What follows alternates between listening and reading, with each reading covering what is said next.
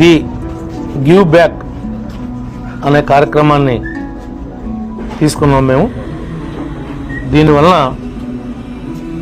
ఉద్దేశం ఏమిటంటే, ఎవరైతే ఈ అభినందించడానికి ఇవాళ ప్రతి వాళ్ళు కూడా ఒక షాల్తో సత్కరిస్తూ ఉన్నారు. ఈ సత్కరించినటువంటి ఈ షాల్స్ అన్నింటిని భద్రపరచడమే ఒక పెద్ద సమస్యగా మారింది.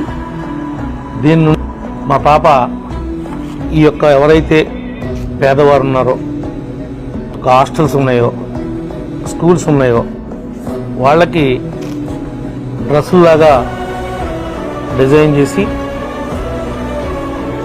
దాంతోపాటు లోయర్ కూడా కొని ఒక్కొక్క పేరుకి 450 రూపాయలు మనం ఇన్వెస్ట్మెంట్ చేసాం.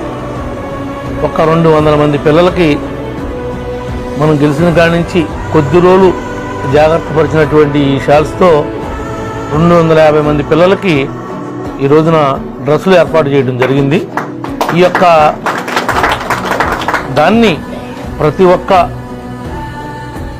విఐపి ఎవరైతే సత్కరించబడతారో వాళ్ళు వాటిని దుర్వినియోగం చేయకోకుండా, వేస్ట్గా పడేయకోకుండా ఈ రకంగా చేస్తే అనేక మంది పిల్లలకి ఇది ఉపయోగపడుతుంది. ఒక 450 రూపాయలు మనకి కావు అనుకుంటే ఒక్కొక్క డ్రెస్సుని వాళ్ళకి మనం కొని ఇచ్చినట్టుగానే వాళ్ళు కూడా భావిస్తారు. కాబట్టి మరి దాన్ని ఈ రకంగా మరి ఉపయోగించుకోవడానికి వాడుకలోకి తీసుకొచ్చినందుకు ప్రత్యేకంగా దానికోసం కృషి చేసినటువంటి నవ్యకు కూడా నా యొక్క అభినందనలు తెలియజేస్తున్నా. Thank you.